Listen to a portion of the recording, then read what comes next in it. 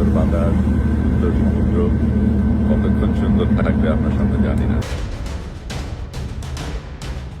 গাজায় আজ রোববার পৌঁছানোর কথা থাকলেও আরও দেরি হবে বলে জানিয়েছেন আলোকচিত্রী শহীদুল আলম।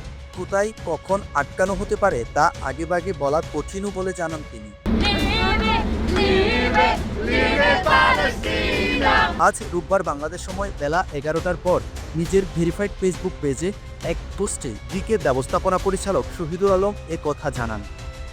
শহীদুল আলম গাজা অভিমুখে যে নৌযানে আছেন সেটির নাম হচ্ছে কনসান্স নৌযান।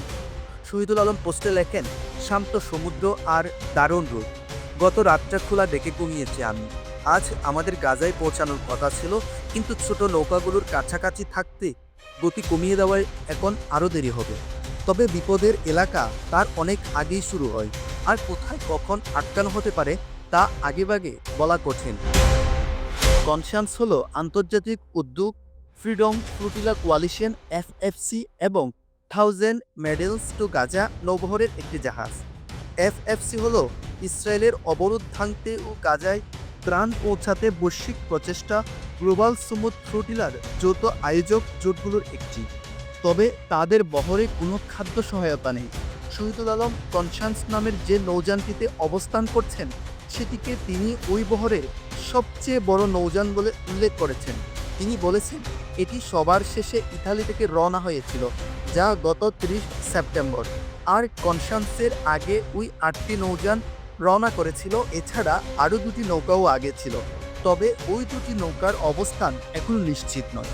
কনসান্স সবার শেষে রওনা করলেও এটির গতি বেশি হওয়ায় আগে রওনা করা 8টি নৌযানকে ছুঁয়ে ফেলেছে। 2 বছর ধরে ইসরায়েলে বিদেশি সাংবাদিকদের গাজায় প্রবেশে বাধা দিয়ে আসছে নেতানিয়াহু সরকার। এ সময় ইসরায়েলি বাহিনী ফিলিস্তিনি সাংবাদিকদের লক্ষ্যবস্তু করে আসছে। 2023 সালের অক্টোবর থেকে এখন পর্যন্ত 270 জনের বেশি সাংবাদিক নিহত হয়েছেন। আরও অনেকে আটক ও কারাগারে বন্দী আছেন বলে জানা যায়। প্রিয় দর্শক, আমাদের ভিডিওগুলো ভালো লাগলে অবশ্যই সাবস্ক্রাইব করবেন।